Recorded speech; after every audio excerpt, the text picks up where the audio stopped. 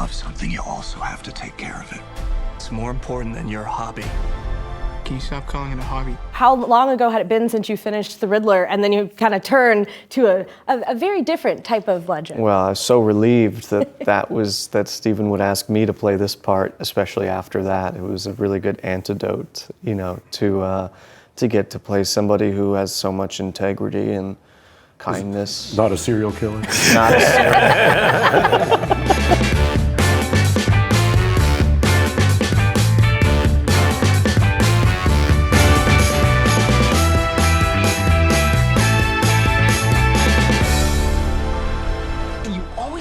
Center of attention. Stop shouting at her! That has been nothing but disrespect from you. Getting to spend a lot of intimate time with anybody is really great, but you know, because it's Steven Spielberg, it's even more special. And to be included in this movie in any way with this cast and these other filmmakers, and it's really special. And zooming with him after I'd gotten the part, it was just going over the script and making sure we're on page about what this movie is, what the theme is, how I can help do that, what the arc of this character, how many versions of him there are throughout the story, and how to help that, and how the relationships with each character is developed. And that was really special because it's not just talking about a movie, it's his life.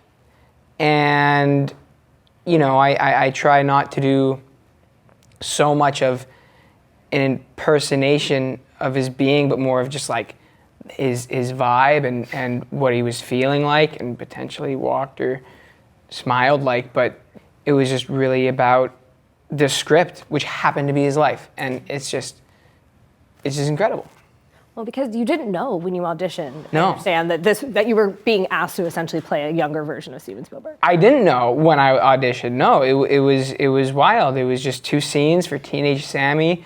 One was talking to a character that I guess turned into Monica, that Chloe East played, and then the other was talking to a college roommate that never, I don't know if they were gonna put that in an earlier draft or Tony wrote that just for the sides, and I had no idea what it was. And I didn't think I got it, and I heard exactly what it was afterwards, and then 3 months later, I have a call back, and I'm Zooming at my dining room table, and I stack all these books up and have my laptop on Zoom, and then I also have to film myself from my phone, so I have a tripod and my phone pointed at me, and I'm just sitting there, because you know when the Zoom starts, but I'm just sitting there and breathing, like going over everything, like, all right, how many marks do I have to hit, what, just reminding myself and kind of meditating, because I was freaking out. And then if that goes well, 2 days later, I'm Zooming with Steven, and it's the same thing. And after sending all the footage together, each scene was about 5 minutes, and we did each scene about twice. I sent it in, it's about 25 minutes of footage, and the Zoom was an hour long. So even before getting cast, I got to have this intimate moment with him of just talking about life and the story, and that was special. And I felt really proud of myself of the audition. So even if I didn't get it, I felt good about myself, and if it's not this, it's the next one. And that was really special. And what was even greater about that is as we were saying goodbye and signing off, I go, wait, real quick, like, Steven, why did you make this movie? Mm-hmm. And he said, I realized how much I had to make it after my parents died. And I didn't need to do the movie after that. That was perfect. Like, that was perfect. And then everything else, you just watched. Like, it was a lot of fun and very scary. Paul, knowing that was the why behind Steven wanting to tell this story, was to honor his parents, to then have to embody his father and have those conversations that you had with him as well. What was the key, your kind of access point to this story? Yeah, so there were many. We actually filmed Burt's final scene in the film on the 1-year anniversary of Arnold's death.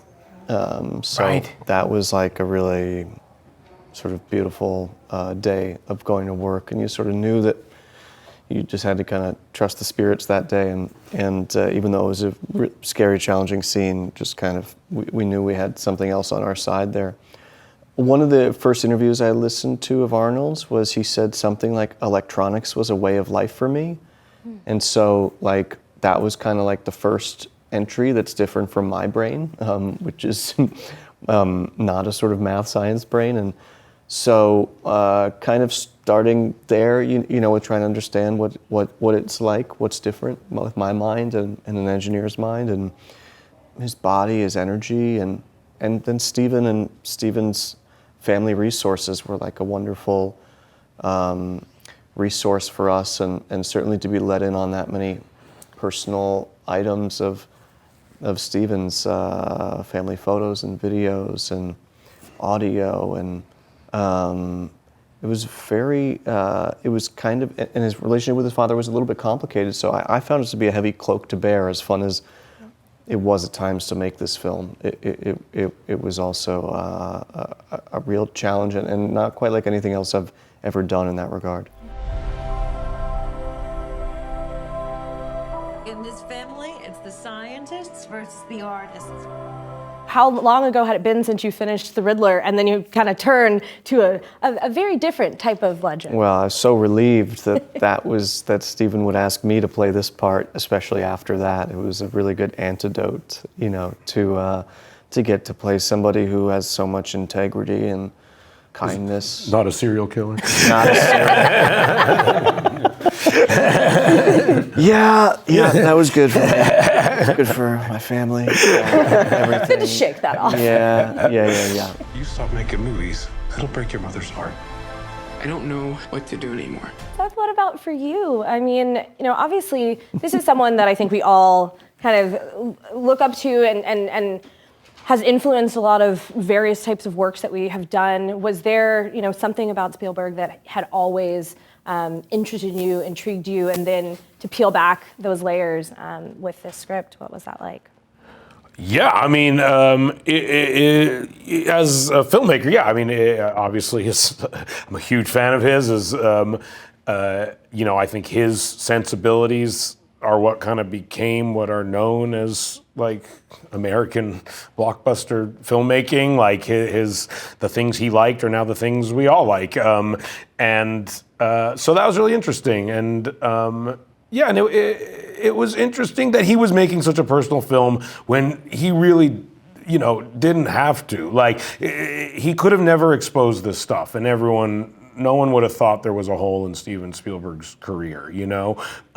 It's something that came from a very personal place. It seemed to have different motivations in some ways than a lot of the other films he made. It seemed to be like this thing he was trying to get out of him rather than, you know, a thrilling experience or a ride he was trying to put the audience on, you know? And honestly, it was very meaningful, and I felt very fortunate to in any way feel like I was helping him do anything. And it felt like at times we were the ones who were chosen to help him make this movie. And he for whatever reason, he decided he needed us to make this movie. And so when that happens, you try to do it, and you just try to do what he needs, you know? And it's like the least you can do for someone like that. Obviously, all of the Yiddish was really fun to just have peppered into the movie as well. Was there a line or a mention in there that made anybody particularly chuckle when you read the script? Weisenheimer. That's not really...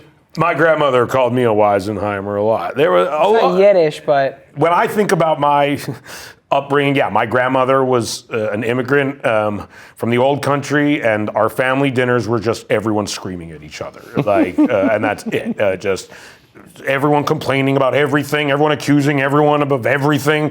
And some of those scenes we shot, I was like, oh, this feels very, very familiar. Yeah. Jeannie Berlin. Jeannie Berlin's the funniest person ever. Just crushes. Yeah. Sitting next to her, there was a lot cut out of that dinner table scene with Jeannie Berlin with us in the third act of the film, but she was just amazing to be around.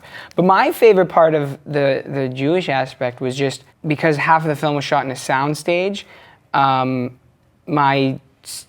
would shoot for half of the day, and then Paul and Michelle and Matteo would shoot their stuff, and I got to hang out and watch some of it. And I watched the Hanukkah montage, and that's something you don't see in movies. No. You don't see the Baruch Atah Adonais, and that was it was just cool. And it was cool to just, you don't see that in movies. No. That was I thought it accurately depicted how I think people who aren't Jewish think that on every day you get a great gift, but truthfully, all 8 days equal one gift. Yeah. You are slowly piecemeal given one present over the course of a week. The last thing is obviously, gratefully, Steven Spielberg is not retiring at the end of this movie, after making this movie. He says there's still more to come. This isn't his swan song. So I'm curious, now that you all know him a little better, what would you like to see him do? And quite frankly, pitch yourselves to be in it. I actually never want to work with him again. I've hated it. I feel so good that he totally emptied the tank on this one. Yeah. He said it's the first time he doesn't really know what's next, and I think that's just such a great place to see him and an artist like that at. And he's really content with it too. He doesn't seem giddy or yeah. So I think it's good to let that well refill however it needs to, and then I'll be curious. I'd love to do a Steven Spielberg Western. That'd be fun. That would be